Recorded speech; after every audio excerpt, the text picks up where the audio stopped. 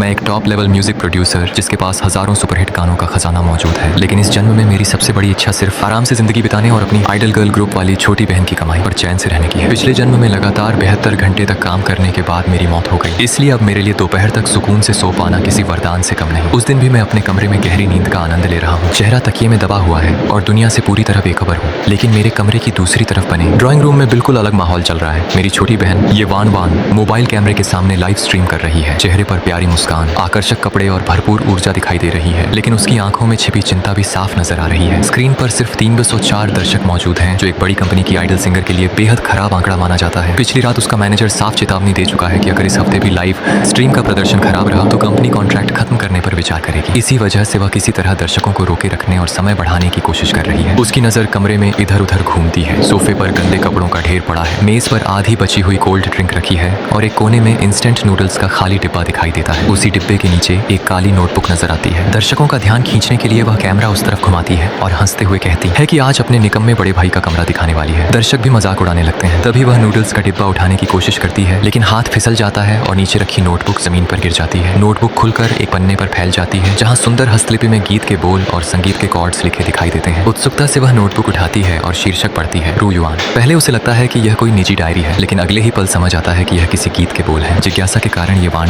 Notebook को कैमरे के सामने कर देती है और मुस्कुराकर कहती है कि शायद उसने अपने भाई का कोई गुप्त खजाना खोज लिया है। लेकिन लाइव स्ट्रीम के दर्शक तुरंत मजाक बनाना शुरू कर देते हैं। कुछ लोग कहते हैं कि इतने अच्छे बोल कोई निकम्मा इंसान नहीं लिख सकता, जरूर कहीं से नकल किए गए होंगे। ये वान इन बातों पर ज्यादा ध्यान नहीं देती। वह गला साफ करती है और सिर्फ समय बिताने के इरादे से पहली पंक्तियां पढ़ना शुरू करती है, लेकिन जैसे ही पहली लाइन उसके मुंह से निकलती है वह खुद रुक जाती है। शब्द बेहद सहज, भावपूर्ण और चित्रों की तरह जीवंत लगते हैं। हर पंक्ति सुनते ही आंखों के सामने एक दृश्य उभर आता है। एक प्रशिक्षित गायिका होने के कारण उसका संगीत वाला स्वभाव तुरंत जाग उठता है। वह नोटबुक में लिखे कॉर्ड्स पर नजर डालती है और धीरे धीरे उसी धुन को गुनगुनाने लगती है। कुछ ही क्षणों में पूरे लाइव स्ट्रीम का माहौल बदल जाता है। जो दर्शक पहले मजाक कर रहे होते हैं वे अब ध्यान से सुनने लगते हैं। चैट में लगातार संदेश आने लगते हैं, वाह ये तो कमाल है, ये क्या सच में यह उसके भाई ने लिखा है, ये आगे पढ़ो। ये वान खुद भी हैरान रह जाती है। वो अगला पन्ना पलटती है तो वहाँ भी एक पूरा गीत मौजूद मिलता है। फिर दूसरा पन्ना खोलती है, वहाँ भी एक नया गीत लिखा दिखाई देता है। एक के बाद एक दर्जनों गाने उसकी आंखों के सामने आते जाते हैं। हर गीत के साथ पूरी धुन, कॉर्ड्स और संगीत संरचना दर्ज है। उसके चेहरे पर अविश्वास साफ दिखाई देता है। उसे यकीन नहीं हो रहा कि उसका वही आलसी और दिन भर सोने वाला भाई इतना बड़ा छिपा हुआ प्रतिभाशाली संगीतकार निकल सकता है। दूसरी तरफ मैं अभी गहरी नींद में हूँ और मुझे इस बात का बिल्कुल अंदाजा नहीं कि मेरी वर्षों से छिपा कर रखी गई नोटबुक हजारों दर्शकों के सामने खुल चुकी है। मेरी शांत और आरामदायक जिंदगी, जिसे मैं हमेशा बनाए रखना चाहता हूँ, अब बदलने वाली है, क्योंकि कुछ ही मिनटों में इंटरनेट पर यह खबर फैलने वाली है कि एक अनजान युवक के पास ऐसे गीतों का खजाना मौजूद है जो बड़े बड़े संगीतकारों को भी चौंका सकता है। हल्के सुर में गुनगुनाते हुए वह आगे पढ़ने लगी, तुम दूर तक फैली राह हो, गहरी रात के कोहरे में चमकता हुआ एक दीपक हो। मैं एक बच्चा हूँ जो तुम्हारी आंखों की रोशनी में आगे बढ़ता है। तुम चांदनी और ठंडी हवा जैसे हो और मैं वह सपना हूँ जिसे तुम हमेशा संभाल कर रखते हो। मिलूं या बिछड़ जाऊं, पूरी जिंदगी तुम्हारे साथ ही जुड़ा रहूंगा। जैसे ही ये पंक्तियां खत्म हुई, लाइव स्ट्रीम की टिप्पणियां कुछ सेकंड के लिए रुक गई। फिर अचानक स्क्रीन पर संदेशों की बाढ़ आ गई। ये कौन सा गाना है? इतना खूबसूरत गीत कभी नहीं सुना। इंटरनेट पर खोजा, कहीं नहीं मिला। क्या ये मौलिक रचना है? कृपया आगे भी गाइए। वह खुद भी इस धुन और शब्दों में डूब गई। अब उसकी नजर टिप्पणियों पर नहीं बल्कि नोटबुक के पन्नों पर थी। फिर उसने अगली पंक्तियां गाईं, मैं इस दुनिया से वैसे ही प्रेम करूंगा जैसे तुम करते हो। तुम्हारी इच्छाओं को अपना सपना बनाऊंगा। तुम्हारी मुस्कान हमेशा बनी रहे। तुम्हारा हाथ थाम कर मैं आगे बढ़ूं और तुम मुझे कल की ओर ले चलो। गीत खत्म होते ही पूरा लाइव स्ट्रीमिंग मंच हिल गया। दर्शकों की संख्या 3000 से बढ़कर 10,000, फिर 50,000 और देखते ही देखते लाखों तक पहुंच गई। हर तरफ उसी गीत की चर्चा हो रही थी। किसी को उसके शब्द पसंद आए, किसी को उसकी भावनाएं। एक प्रशिक्षित गायिका होने के बावजूद उसने इतने प्रभावशाली बोल पहले कभी नहीं देखे थे। उसकी उंगलियां कांप रही थीं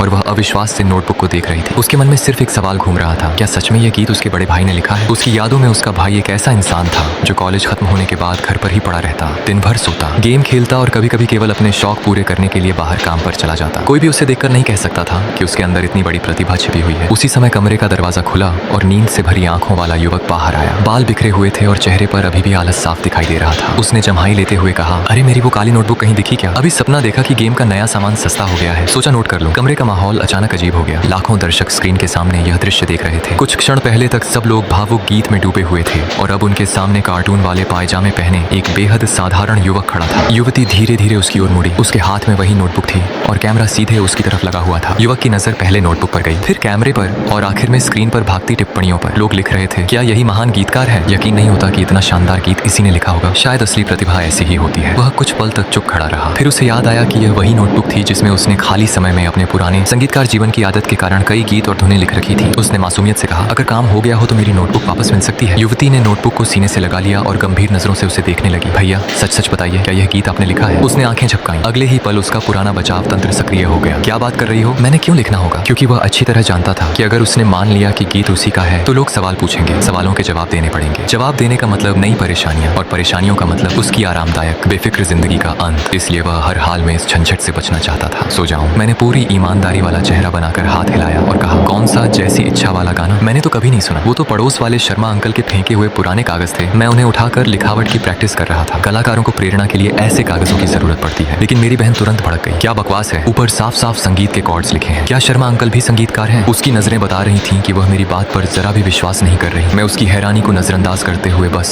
अपने कमरे में लौटकर अधूरा सपना पूरा करना चाहता था। जैसे ही मैंने नोटबुक लेने के लिए हाथ बढ़ाया, वह फुर्ती से पीछे हट गई। मैं नहीं मानती, ये लिखावट तुम्हारी है और देश सुरक्षित रहे, जीवन सामान्य रहे वाली लाइन तो तुमने पिछले हफ्ते नशे में भी दोहराई थी। मेरा दिल बैठ गया। लगता है भेद खुल चुका था। मैंने बिखरे बालों में हाथ फेरा और आखिरी कोशिश की। असल में ये सब मैंने कहीं से नकल किया है। आजकल मौलिक रचना कौन करता है? बहुत मेहनत लगती है। तभी मेरे दिमाग में सिस्टम की आवाज गूंजी। होस्ट बेहद घटिया झूठ बोल रहा है। आलसी जीवन मिशन असफल घोषित किया जाता है। तुरंत प्रभावशाली अंदाज अपनाइए, अन्यथा आज की नींद का समय काट लिया जाएगा। मैं मन ही मन उस बेकार सिस्टम को कोसने लगा। वह हमेशा मुझे मनोरंजन जगत का महान व्यक्ति बनाने पर तुला रहता था और बदले में सिर्फ परेशानियां देता था। नींद कम करने की धमकी मेरे लिए किसी सजा से कम नहीं थी। मजबूर होकर मैंने लंबी सांस ली। अगले ही पल मेरी आंखों का भाव बदल गया। आलसी और बेपरवाह व्यक्तित्व अब भी मौजूद था, लेकिन उसकी गहराई में एक अजीब अनुभव और परिपक्वता झलक रही थी। मैंने नोटबुक छीनने की कोशिश छोड़ दी, मेज पर रखी कोल्ड ड्रिंक उठाई और एक लंबा घूंट लिया। फिर कैमरे से पीट करके खड़ा हो गया। लाखों दर्शकों को सिर्फ मेरा कार्टून वाला नाइट सूट और उदास सा पिछला दृश्य दिखाई दे रहा था। मैंने शांत स्वर में कहा, बस यूं ही लिख दिया था। मुझे लगा बहुत खराब है, इसलिए सोच रहा था जलाने के काम आ जाएगा।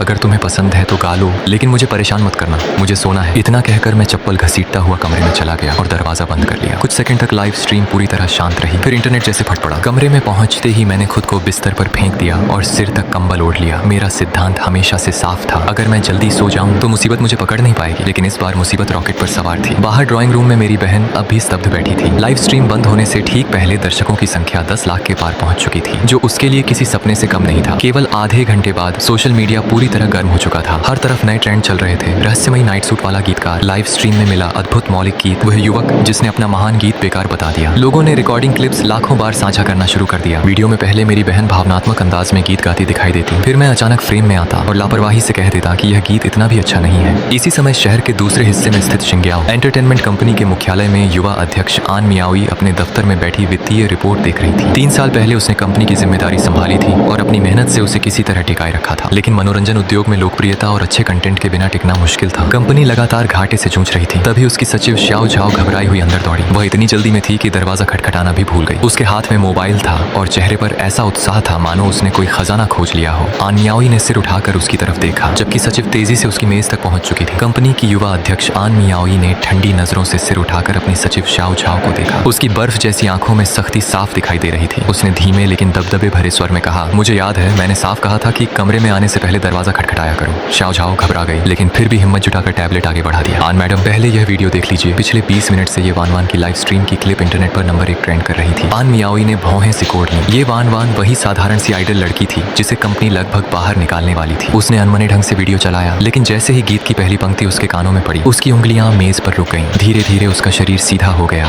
और चेहरे की कठोरता हैरानी में बदलने लगी। संगीत उद्योग की अनुभवी होने के कारण वह इस गीत की असली कीमत तुरंत समझ गई। उसने गंभीर आवाज में पूछा, ये गाना किसने लिखा है? इसके अधिकार खरीदे गए हैं क्या? श्याओ झाओ ने जल्दी जल्दी पूरी कहानी सुना दी। यही तो समस्या है। ये वान वान को यह गीत उसके भाई की नोटबुक में मिला था। वही आदमी जो स्पॉन्सर बॉब वाला नाइट सूट पहनकर वीडियो में आया था, और उसने तो इसे बेकार गाना कहकर जलाने लायक बता दिया। ये सुनते ही आन मियाओई ने गहरी सांस ली। उसके लिए यह किसी मजाक से कम नहीं था। इतने स्तर का गीत को इंसान जलाने की बात कैसे कर सकता है? लेकिन अगले ही पल उसके भीतर की व्यवसायी जाग उठी। उसे महसूस हुआ कि कंपनी को बचाने का मौका उसके सामने खड़ा है। उसने तुरंत अपनी जैकेट उठाई और दृढ़ स्वर में आदेश दिया, गाड़ी तैयार करो, अभी इसी वक्त ये वान वान के घर चलते हैं। कुछ ही मिनट बाद मेरी नींद दरवाजे पर हो रही जोरदार धमकियों से टूट गई। वह दस्तक कम और दरवाजा तोड़ने की कोशिश ज्यादा लग रही थी। मैं झुंझलाते हुए बिस्तर से उठा। घड़ी पर नजर डाली तो पता चला कि मुश्किल से 3 घंटे ही सो पाया था। चिड़चिड़े मूड में बाहर आया तो देखा कि ये वान वान दरवाजे पर असहाय खड़ी है और सामने एक बेहद प्रभावशाली महिला मौजूद है। काले रंग का सलीकेदार बिजनेस सूट, तेज नजरें और आत्मविश्वास से भरा व्यक्तित्व, वही थी आन मियाओई। उसने मुझे ऊपर से नीचे तक देखा। बिखरे बाल, उनींदी आंखें और वही स्पॉन्सर बॉब वाला नाइट सूट। मैं उसकी कल्पना के किसी महान संगीतकार जैसा बिल्कुल नहीं दिख रहा था। उसकी नजरें देखकर मैं असहज हो गया और अनायास ही अपनी शर्ट का कॉलर पकड़ लिया। मैंने सावधानी से कहा, देखिए मैं कोई कार्ड नहीं बनवाता, बीमा नहीं खरीदता और न ही मकान लेने वाला हूँ। लेकिन उसने मेरी बात पूरी तरह अनसुनी कर दी। वह सीधे कमरे में दाखिल हुई और उसकी नजर मेज पर रखी काली नोटबुक पर टिक गई। उसने नोटबुक उठाई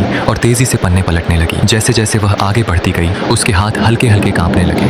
उसमें सिर्फ रुयुआन ही नहीं बल्कि ची फेंग ले हवा फिर चली। गुयोंगजे अकेला योद्धा और कई दूसरे गीतों के शब्द और धुनों के खाके भी दर्ज थे। उसके लिए यह कोई साधारण नोटबुक नहीं बल्कि सोने की खान थी। उसने नोटबुक बंद की, मेरी तरफ मुड़ी और चमकती आंखों से बोली, कीमत बताइए। ये सारे गीत मुझे चाहिए, चाहे पूरा अधिकार बेचिए या रॉयल्टी साझेदारी कीजिए या फिर सीधे हमारी कंपनी में मुख्य संगीत निर्माता बन जाइए। मैं कुछ पल चुप रहा, फिर फ्रिज से कोल्ड ड्रिंक निकालते हुए बोला, आन मैडम, शायद आपको कोई गलतफहमी हुई है। ये सब तो मैंने यूं ही लिख दिया था, इनकी कोई खास अहमियत नहीं है। मेरी बात सुनते ही आन मियाओई हल्का सा हंसी और नोटबुक लहराते हुए बोली, अगर तुम इसे यूं ही लिखा हुआ कहते हो तो फिर पूरी चीनी संगीत इंडस्ट्री को संगीत बनाना छोड़ देना चाहिए। बहाने मत बनाओ। आन मियाओई ने दृढ़ स्वर में कहा, एक गाने के लिए 10 लाख युआन और साथ में 5% रॉयल्टी, ये इंडस्ट्री में मिलने वाले सबसे बेहतरीन ऑफरों में से एक है। ये सुनकर बगल में खड़ी ये वान वान हैरान रह गई। उसने अविश्वास से कहा, 10 लाख? मैं पूरे साल लगातार कार्यक्रम करके भी इतनी कमाई नहीं कर पाती। लेकिन मैं बिल्कुल शांत रहा। मैंने आराम से कोल्ड ड्रिंक का कैन खोला, एक घूंट लिया और लापरवाही से बोला, अन मैडम, पैसों की बात नहीं है, असली समस्या मेहनत है। ये जवाब सुनकर आन मियाओई की भौहें सिकुड़ गईं। उसने सोचा था कि मैं अपनी प्रतिभा के घमंड में और ज्यादा पैसे मांगूंगा या कई मुश्किल शर्तें रखूंगा, लेकिन यह उम्मीद नहीं की थी कि मैं सिर्फ इसलिए मना कर दूंगा क्योंकि मुझे मेहनत नहीं करनी। मैंने उंगलियों पर गिनते हुए अपनी बात जारी रखी, देखिए, अगर मैं अनुबंध पर हस्ताक्षर करूंगा तो गाने लिखने पड़ेंगे, फिर रिकॉर्डिंग में जाना पड़ेगा, उसके बाद प्रचार करना होगा। अगर गाना हिट हो गया तो इंटरव्यू और मीडिया से भी निपटना पड़ेगा। मेरे पास पहले ही बहुत काम है, गेम खेलना, आराम करना और भरपूर नींद लेना। इन सब के लिए समय कहाँ से लाऊं? मेरी बात सुनकर कमरे में कुछ क्षणों के लिए सन्नाटा छा गया। करोड़ों की संभावनाओं वाला इंसान सिर्फ आराम के लिए सब ठुकरा रहा था। आन मियाओई ने गहरी सांस ली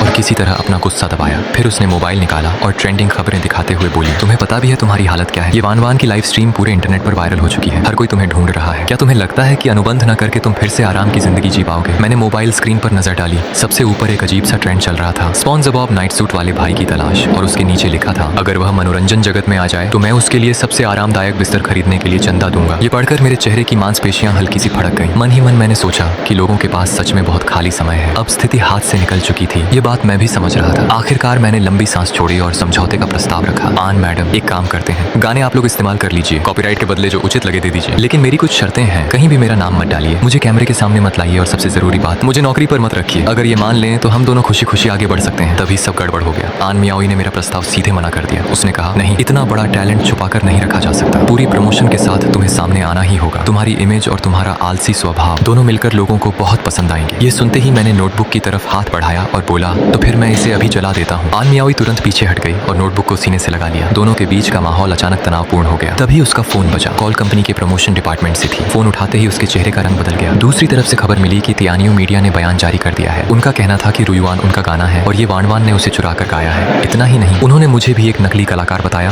जो सिर्फ सफाई देने के लिए लाया गया है। फोन कटने के बाद आन मियाओई ने गंभीर आवाज में कहा, अब बात तुम्हारे आराम करने की नहीं है। अगर तुमने कुछ नहीं किया तो तुम्हारी बहन पर चोरी का आरोप लग जाएगा, उसे भारी नुकसान होगा और उसका करियर भी खत्म हो सकता है। यह सुनकर ये वानवान की आंखें भर आईं। वह घबरा कर बोली, भैया, मैंने सच में कुछ नहीं चुराया। बहन की हालत देखकर मेरी आंखों की सुस्ती गायब हो गई। मुझे परेशानी पसंद नहीं थी, लेकिन अपने लोगों के साथ गलत होते हुए भी नहीं देख सकता था। पिछले जन्म में मेरे पास सिर्फ काम था, परिवार जैसा कुछ नहीं था। इस जिंदगी में बड़ी मुश्किल से एक प्यारी बहन मिली थी और अब कोई उस पर झूठे आरोप लगा रहा था। मैंने धीरे से तियानियो मीडिया का नाम लिया और फिर आन मियाओई की तरफ देखकर कहा, आन मैडम कॉन्ट्रैक्ट लाई है। वह तुरंत बैग से कागज निकाल लाई। मैंने कहा, मेरी 3 शर्तें हैं। पहली, मैं रोज ऑफिस नहीं आऊंगा और न ही टाइम पर हाजिरी दूंगा। दूसरी, गाने रिकॉर्ड करने के अलावा किसी भी इवेंट या प्रमोशन में हिस्सा नहीं लूंगा जब तक मेरा मन ना हो। तीसरी, मैंने ये वान की तरफ इशारा किया, आज से उसके सारे गाने मैं संभालूंगा। जो भी उसे परेशान करेगा मैं अपने गानों से उसका करियर खत्म कर दूंगा। मेरी बात सुनकर आन मियाओई कुछ सेकंड के लिए चुप रह गई, फिर मुस्कुराकर बोली, डील पक्की। मैंने कॉन्ट्रैक्ट पर साइन किया, पेन एक तरफ फेंका और वापस सोफे पर लेट गया। तकिए से चेहरा ढकते हुए बोला, ठीक है, अब मामला मैं संभाल लूंगा, लेकिन अब क्या आप दोनों मेरे घर से जा सकती हैं? मुझे नींद पूरी करनी है। मगर किस्मत को कुछ और ही मंजूर था। कॉन्ट्रैक्ट साइन करने के सिर्फ 20 मिनट बाद ही आन मियाओई और ये वान मुझे लगभग घसीटते हुए एक लग्जरी वैन में ले गए। मैं सीट पर ढेर होकर बैठा था और शिकायत कर रहा था, कॉन्ट्रैक्ट में साफ लिखा है कि मैं ऑफिस नहीं आऊंगा। अभी शाम के 5 बजे है, ये आराम करने का समय है। तुम दोनों तो अभी से कॉन्ट्रैक्ट तोड़ रही हो। आन मियाओई आगे वाली सीट पर बैठी टैबलेट में तेजी से कुछ टाइप कर रही थी। बिना पीछे देखे उसने जवाब दिया, कॉन्ट्रैक्ट में यह भी लिखा है कि कलाकार को जरूरी रिकॉर्डिंग में सहयोग करना होगा, और जहाँ तक मुझे पता है लेबर लॉ में डिनर से पहले आराम करने का समय जैसी कोई चीज नहीं होती। मैंने धीरे से बड़बड़ाया, वो इसलिए क्योंकि तुम्हें जिंदगी जीना नहीं आता। इतना कहकर हुडी की टोपी सिर पर खींच ली और आंखें बंद कर ली ताकि सामने की सारी परेशानियां दिखाई ही ना दे। कुछ देर बाद गाड़ी शहर के सबसे व्यस्त बिजनेस एरिया में एक ऊंची इमारत के सामने जाकर रुकी। ये स्टारलाइट एंटरटेनमेंट का मुख्यालय था।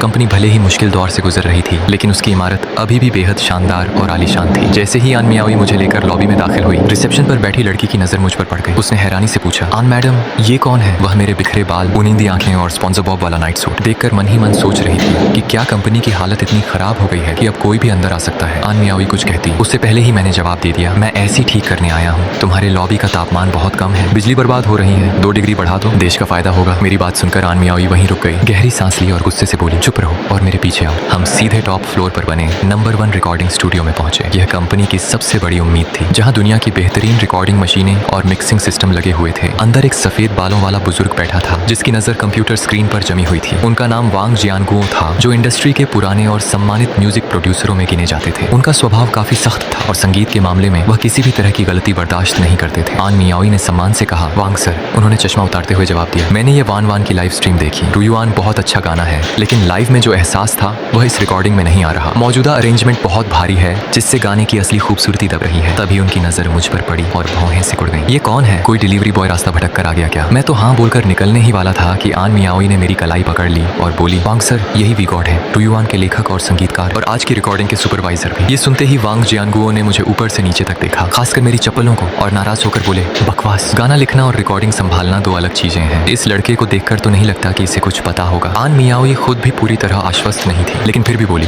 वांग सर, एक मौका दीजिए। उन्होंने कुर्सी छोड़ते हुए कहा, ठीक है, देखते हैं। मैं धीरे धीरे मिक्सिंग कंसोल तक पहुंचा। पुराने दिनों की यादें दिमाग में घूम गईं, जब इन्हीं मशीनों के सामने बैठकर दिन रात काम करता था। सच कहूं तो दोबारा ये सब करने का बिल्कुल मन नहीं था, लेकिन पास खड़ी घबराई हुई ये वान वान को देखकर दिल पिघल गया। मैंने माइक ऑन किया और कहा, वान वान, रिकॉर्डिंग रूम में जाओ। फिर आराम से कुछ बटन दबाए, पियानो की आवाज को थोड़ा और गर्म और भावनात्मक बनाया और बैकग्राउंड में चल रहे फालतू स्ट्रिंग्स को हटा दिया। कोई बड़ा बदलाव नहीं था, लेकिन पूरे गाने का एहसास अचानक बदल गया। मैंने कहा, इंट्रो के बाद 2 बीट खाली छोड़ो, फिर म्यूजिक शुरू करो। जैसे ही ये वान वान ने गहरी सांस लेकर गाना शुरू किया, तुम एक दूर तक जाती हुई राह हो, मैंने तुरंत रिकॉर्डिंग रोक दी। वांग जियानगुओ पास खड़े होकर बोले, क्या हुआ? सब तो ठीक लग रहा है, सुर भी सही है और भाव भी। लेकिन मैंने उनकी बात पर ध्यान नहीं दिया और इंटरकॉम ऑन कर दिया। ये वान वान, तुम गाना गा रही हो या स्कूल का पाठ याद करके सुना रही हो? और इतनी जल्दी क्या है? वो थोड़ा नाराज होकर बोली, भैया। मैंने तुरंत टोका, अभी मैं तुम्हारा भैया नहीं, तुम्हारा प्रोड्यूसर हूँ। फिर समझाया, जब दूर की राह गाओ तो सिर्फ शब्द मत गाओ, अपने दिमाग में एक दृश्य बनाओ। सोचो, तुम किसी वीरान रेगिस्तान में खड़ी हो, चारों तरफ धूल और धुंध है, रास्ता साफ नहीं दिख रहा, लेकिन जिस इंसान को ढूंढ रही हो वह कहीं आगे मौजूद है। अब उस एहसास के साथ गाओ। दूसरी बार उसने गाना शुरू किया, लेकिन मैं फिर रुकवा बैठा। नहीं, घनी धुंध वाले शब्द में सांस बहुत ज्यादा निकल रही है, तुम्हें उलझन दिखानी है, ऐसा नहीं कि सुनने वाले को लगे तुम्हें सांस की बीमारी हो गई है। फिर तीसरी बार, चौथी बार और बार बार रिकॉर्डिंग रुकती रही। सिर्फ आधे घंटे में मैंने 20 से ज्यादा बार उसे रोका। शुरू में वांग जियानगुओ को लगा मैं बेवजह परेशान कर रहा हूँ, लेकिन धीरे धीरे उनके चेहरे का भाव बदलने लगा। हर बार मैं जिस गलती की ओर इशारा करता, वह सच में मौजूद होती। कई कमियां ऐसी थीं जिन्हें पहचानने के लिए एक अनुभवी इंसान को भी कई बार सुनना पड़ता, लेकिन मैं पहली बार में पकड़ लेता था। सबसे ज्यादा हैरानी की बात यह थी